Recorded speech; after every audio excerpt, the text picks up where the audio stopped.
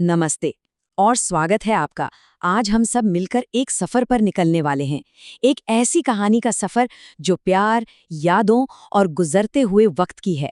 ये कहानी जितनी एक इंसान की है उतनी ही हम सबकी भी है। तो चलिए साहित्य की इस खूबसूरत दुनिया में गोता लगाते हैं।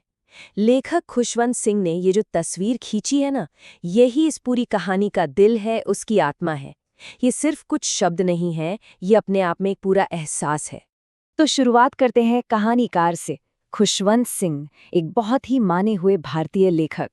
पता है, उनके पिता इमारतें बनाते थे, लेकिन खुशवंत सिंह ने चुना शब्दों को, और शब्दों से उन्होंने ऐसी तस्वीरें बनाई जो आज भी जिंदा हैं।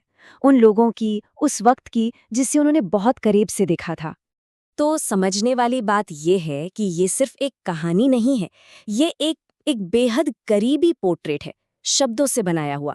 एक ऐसी याद जिसे वक्त में सहेज कर रख लिया गया हो, बिल्कुल वैसे ही जैसे हम कोई पुरानी प्यारी सी फोटो एल्बम पलट रहे हों। तो चलिए अब कहानी के उस हिस्से में चलते हैं जहां इस रिश्ते की नींव पड़ी। गांव के वो दिन जब लेखक और उनकी दादी एक दूसरे के साथी हुआ करते थे। तो आप देख सकते हैं, उनके दिन एक बहुत ही सरल लेकिन गहरे रूटीन में बुने हुए थे, और इसी रूटीन ने उन दोनों के बीच एक ऐसी गहरी दोस्ती की नींव रखी जो अटूट थी। और ये ही बात उनके रिश्ते की बुनियाद को कितनी खूबसूरती से दिखाती है ना। एक ऐसा बंधन जो देखभाल, साथ और उन छोटे छोटे अनगिनत पलों से बना था। वही पल जो अक्सर हमारी जिंदगी की सबसे कीमती यादें बन जाते हैं।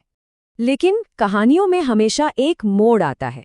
वक्त के साथ उनकी वो एक दूसरे से जुड़ी दुनिया धीरे धीरे सिमटने लगी, और इस बदलाव की शुरुआत हुई शहर जाने से।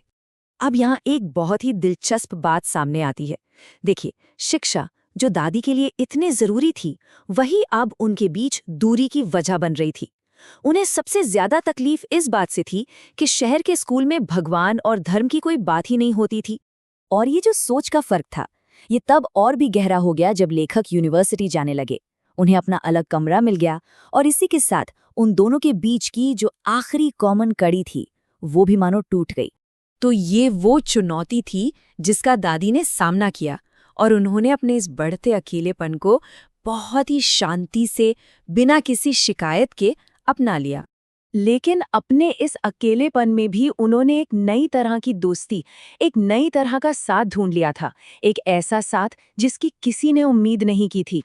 उन्होंने अपनी तन्हाई को बहुत ही ग्रेसफुली अपना लिया था। उन्हें सुकून मिलता था अपनी प्रार्थनाओं में और एक नए रोजाना के काम में। ये वो आधा घंटा था जब वो हर दोपहर सैकड़ों गौरैयों को दाना डालती थी, और वो गौरैया, वो बिना डरे उनके पैरों पर, कंधों पर, यहाँ तक कि उनके सिर पर भी आके बैठ जाती थी। सोचिए जरा वो नज़ारा। ये जो जश्न था, ये जो खुशी थी, ये उनका आखिरी जश्न था, क्योंकि अगली ही सुबह वो बीमार पड़ गईं। और जैसे ही उन्होंने आखिरी सांस ली, एक खामोश श्रद्धांजलि का सिलसिला शुरू हुआ। और फिर वो हुआ जिसकी किसी ने कल्पना भी नहीं की थी।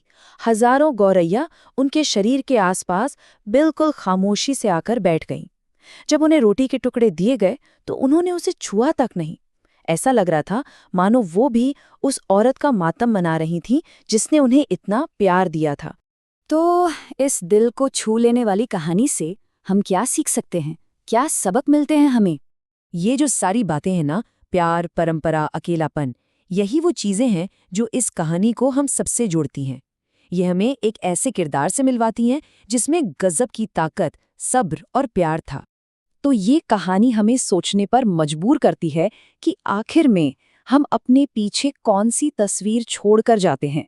हमारी यादों का कौन सा पोर्ट्रेट सबसे ज्यादा टिकाऊ होता है। हमारे साथ इस सफ़र का हिस्सा बनने के लिए आपका बहुत बहुत शुक्रिया। उम्मीद है खुशवंत सिंह की दादी की ये तस्वीर आपके दिल में भी एक खास जगह बना गई होगी। अगर आपको ये कहानी अच्छी लगी तो सब्सक्राइब करना न भूलें, इसे अपनों के साथ शेयर करें, और हाँ, कमेंट्स में हमें ज़रूर बताएं कि आपको कैसा लगा। आपके विचारों का हमें इंतज़ार रहेगा।